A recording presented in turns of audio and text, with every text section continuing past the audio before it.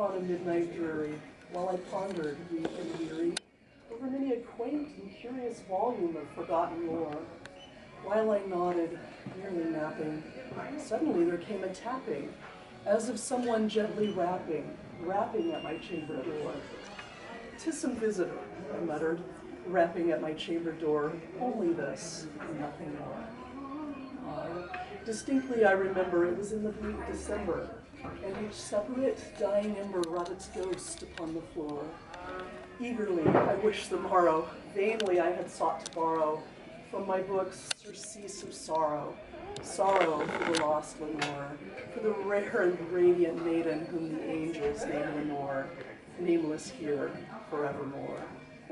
And the silken, sad, uncertain rustling of each purple curtain thrilled me, filled me with fantastic terrors never felt before, so that now, to still the beating of my heart, I stood repeating, "'Tis some visitor entreating entrance at my chamber door, some late visitor entreating entrance at my chamber door. This it is, and nothing more." Presently, my soul grew stronger. Hesitating then no longer, "Sir," said I, "or madam, truly your forgiveness I implore, but the fact is I was napping, and so gently you came rapping, and so faintly you came tapping at my chamber door, that I scarce was sure I heard you." Here I opened wide the door. Darkness there, and nothing more. Deep into that darkness peering, long I stood there wondering, fearing, doubting, dreaming dreams no mortal ever dared to dream before. But the silence was unbroken, and the stillness gave no token, and the only word there spoken was the whispered word, "Lenore?" This I whispered, and an echo murmured back the word, "Lenore." Merely this, and nothing more. Back into my chamber turning, all my soul within me burning. Soon again I heard a tapping, somewhat louder than before. "Surely," said I, "surely that is something at my window lattice.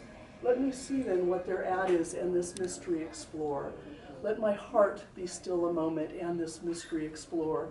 'Tis the wind, and nothing more." Open here I flung the shutter, when with many a flirt and flutter in there stepped the stately raven of the saintly days of yore.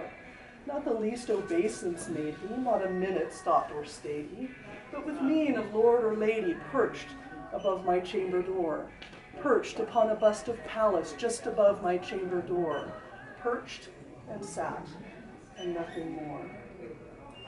Then this ebony bird beguiling my sad fancy into smiling, by the grave and stern decorum of the countenance it wore, "Though thy crest be shorn and shaven, thou," I said, "art sure no craven, ghastly, grim, and ancient raven wandering from the nightly shore. Tell me what thy lordly name is on the night's Plutonian shore." Quoth the raven, "Nevermore." Much I marveled, this ungainly fowl to hear discourse so plainly, though its answer little meaning, little relevancy bore, for we cannot help agreeing that no living human being ever yet was blessed with seeing bird above his chamber door, bird or beast upon the sculptured bust above his chamber door with such name as Nevermore. But the raven, sitting lonely on the placid bust, spoke only that one word, as if his soul in that one word he did outpour. Nothing further than he uttered, not a feather than he fluttered, till I scarcely more than muttered, "Other friends have flown before. On the morrow he will leave me, as my hopes have flown before." Then the bird said, "Nevermore." Startled at the stillness broken by reply so aptly spoken, "Doubtless," said I, "doubtless, what it utters is its only stock and store, caught from some unhappy master whom unmerciful disaster followed fast and followed faster till his songs one burden bore, till the dirges of his heart that melancholy burden bore of never, nevermore." But the raven still beguiling all my fancy into smiling, straight I wheeled a cushioned seat in front of bird and bust and door. Then upon the velvet sinking, I betook myself to linking fancy into fancy, thinking what this ominous bird of yore what this grim, ungainly, ghastly, gaunt, and ominous bird of yore meant in croaking nevermore. This I sat, engaged in guessing, but no syllable expressing to the fowl whose fiery eyes now burned into my bosom's core. This and more I sat divining, with my head at ease reclining on the cushion's velvet lining that the lamplight gloated o'er, but whose velvet, violet lining, with the lamplight gloating o'er, she shall press, ah, nevermore. Then, methought the air grew denser, perfumed from an unseen censer, swung by seraphim whose footfalls tinkle on the tufted floor. Wretch, I cried, thy God hath lent thee, by these angels he hath sent thee. Respite, respite, and nepenthe from thy memories of Lenore. Quaff, oh quaff this kind nepenthe, and forget this lost Lenore. Quoth the raven, nevermore. Prophet, said I, thing of evil, prophet still if bird or devil. Whether tempter sent or whether tempest tossed thee from here ashore, desolate yet all undaunted, on this desert land enchanted, on this home by horror haunted, tell me, truly I implore, is there balm in Gilead? Tell me I implore. Quoth the raven, nevermore. Prophet, said I, thing of evil, prophet still if bird or devil.